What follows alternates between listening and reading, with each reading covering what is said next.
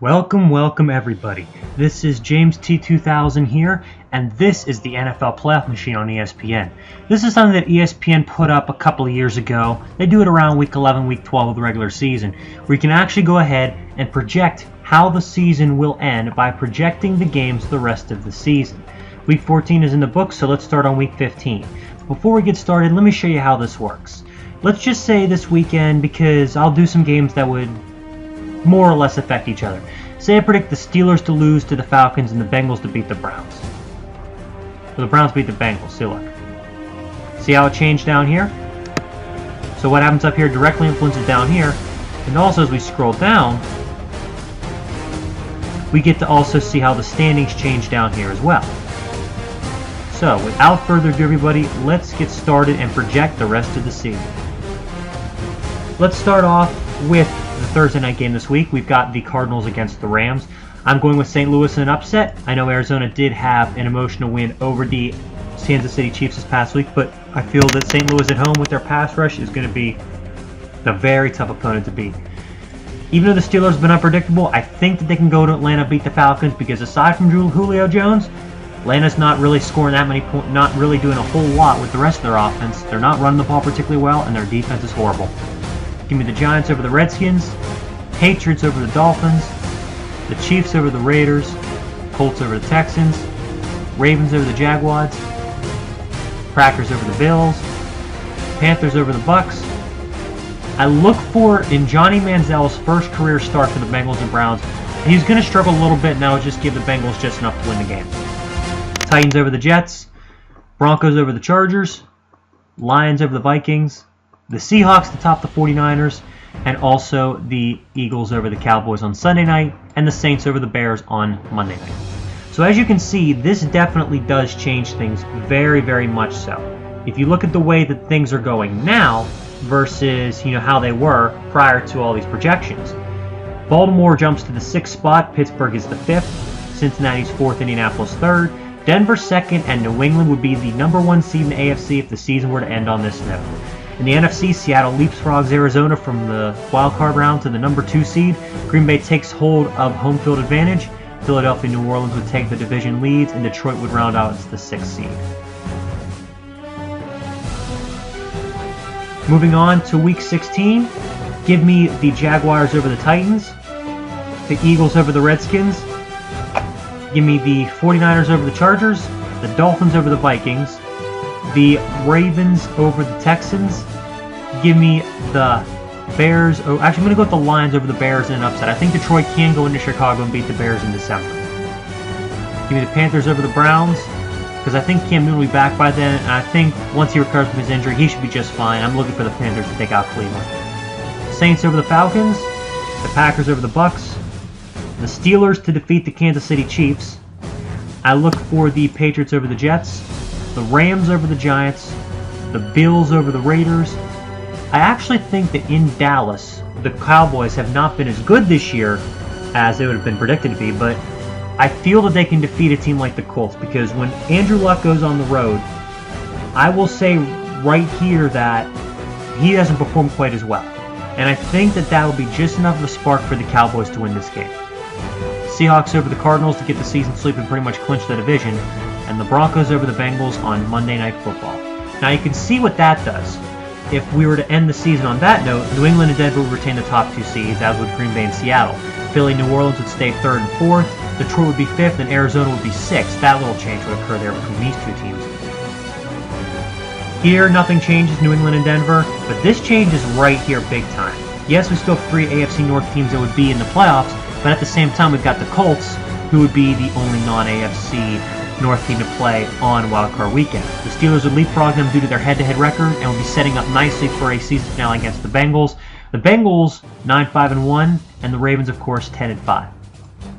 As for the week, which would be the season finales, I would like to pick the Falcons over the Panthers. Give me the Ravens to top the Browns, the Cowboys over the Redskins, the Colts over the Titans, Packers over the Detroit Lions. Give me the Texans over the Jaguars. I think the Chargers will win the rematch against the Kansas City Chiefs.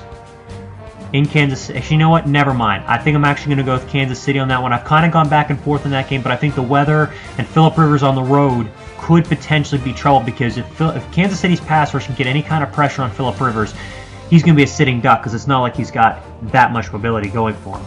Miami over the Jets, the Bears over the Vikings, the Patriots over the Bills, Eagles over the Giants, the Steelers and the Bengals. I said prior to the game that the Steelers beat the Bengals in Cincinnati, that the Steelers, if they beat Cincinnati in Cincinnati, would lose the rematch in Pittsburgh. And after what I saw between the Bengals and the Steelers, I'm not so much sure I buy that, because I know the Bengals are a very good road team and a very good home team, better at home than on the road. If you look at their record, they are 13-2-1 in their past 16 home games. That's pretty damn good. But I can't see them coming into Pittsburgh and beating the Steelers. I really can't. So with that in mind, I'm going to take the Steelers to get the season sweep and pretty much clinch the division. The Saints over the Buccaneers, the Broncos over the Raiders, the Cardinals to get the season sweep of the San Francisco 49ers, and the Seattle Seahawks over the St. Louis Rams. That will do it for the regular season. The way that I project this to play out, we have the top seed, the Patriots, and the number 2 seed, the Broncos in the AFC, the tiebreaker being New England's head-to-head win over the Broncos. The Steelers and Colts at 11-5 in the 3rd and 4th spots. The tiebreaker, of course, being the win-to-loss record, as the Steelers defeated the Colts in one of Ben Roethlisberger's 2 touchdown performances. And in the 5th and 6th spot, we got the Ravens and the Bengals.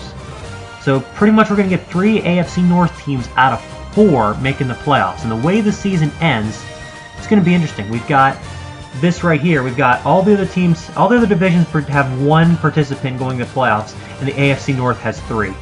So that was clearly has been the best division in football this season.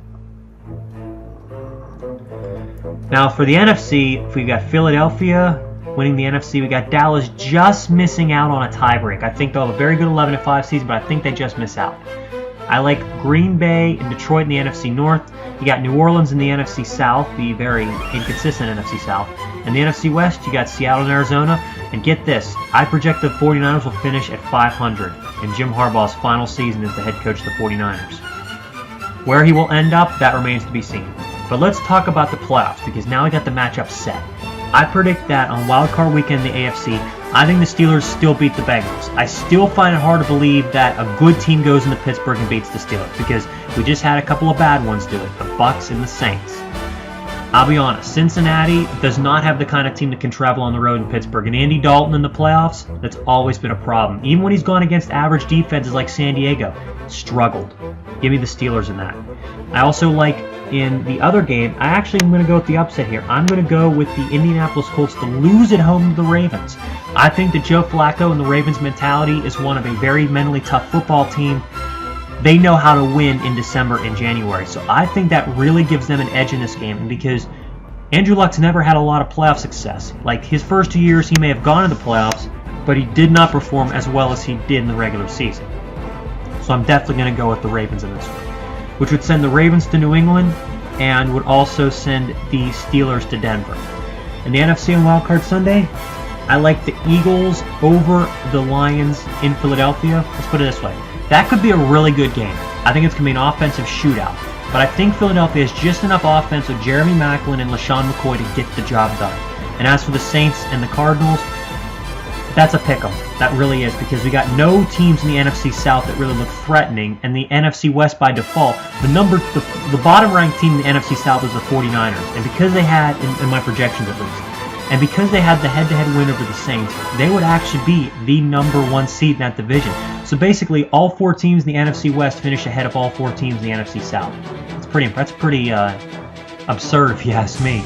But I like the Saints at home in the Superdome because of the fact that if Drew Stanton has to go on the road, the Superdome is one of the worst places to go, regardless of how bad the Saints defense is, because Drew Brees at home with his weapons, Jimmy Graham and Marcus Colston, just enough to get the victory. That would send the Saints to Green Bay and the Eagles to Seattle. As in the AFC divisional playoffs, Pittsburgh may be able to eke out a win over the Bengals, but once they get to Denver, I think the road's pretty much going to end there, because Pittsburgh will probably be able to put up 24, 25, 26 points on the Broncos, but it doesn't matter because the Broncos are going to probably put up 40 on them. As good as the Steelers' offense has been this year with Brown and Roethlisberger and Bell and Martavis Bryant and Marcus Wheaton and Heath Miller, they will not be able to keep pace with that Bronco offense. They won't. Because you look at Peyton Manning and what he's done in his short career as a Bronco, coming over from the Colts. Demarius Thomas, Julius Thomas, and C.J. Anderson now into the backfield, and Emmanuel Sanders, who we let get away. Hell of a receiving core right there. And as for the Patriots and the Ravens, believe it or not, I think this could be a really tough game, but I like the Patriots in a close one. I think this game gets very close, but I think that the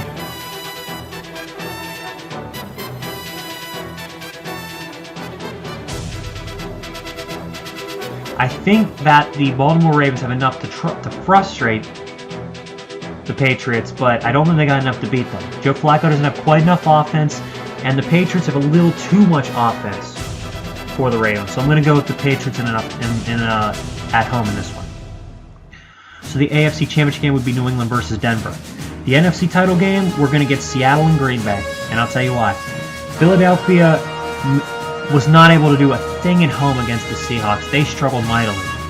Does that really look like it's going to change if they go to Seattle? With that defense and that crowd, Seattle's defense the last 3 games has given up 20 points. The Legion of Boom is coming to life, and they're doing it at just the right time. Give me Seattle in this one. And Green Bay, New Orleans, let me tell you, there are a couple teams in this league that could potentially go into Green Bay and beat the Packers in January. Seattle's one of them. Who else? I believe that the Patriots and the Broncos are both teams that could do it. Maybe even the Ravens if you needed a team that was more or less mentally tough. But let me tell you something right now. No way in hell New Orleans goes into Green Bay and beats the Packers. New Orleans may have been able to beat on them in the Superdome. You go to Green Bay, it's a completely different game. Packers would win that game big.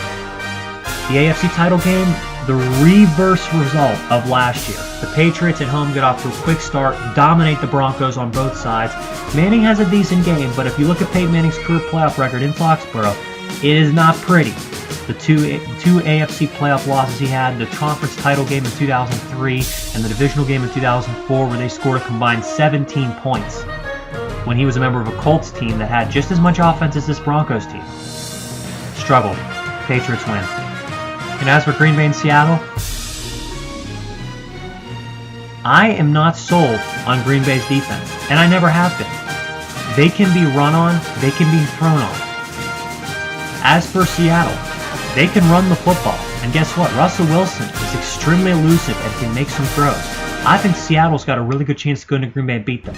I think the defensive alignment that the Seahawks use where they can get after the quarterback with only 4 or 5 guys and then drop the rest of the 6 guys into coverage, because Seattle's not going to throw about any big-time tight end because their number 1 tight end is Andrew Corliss. So they pretty much have to eliminate Jordy Nelson and Randall Cobb, and Green Bay will be stuck in neutral for most of the game. I think Green Bay will get at least 23, 24 points, but Seattle, I think, will go on the road to Green Bay and beat them in the NFC Championship game. And as for Super Bowl 49, which will take place in Glendale, Arizona, Seattle gets their 2nd ring. Looking at it right now, Seattle's impressed me enough in the past 3 games. Their defense has come to life. Their offense is starting to play a little bit better. Let me put it this way. If they can go on the road and hammer Philly the way they did, if they can beat San Francisco on the road the way that they did, just is extremely impressive fashion. New England on a neutral field is not going to be much of a challenge because you have the linebackers in Malcolm Smith and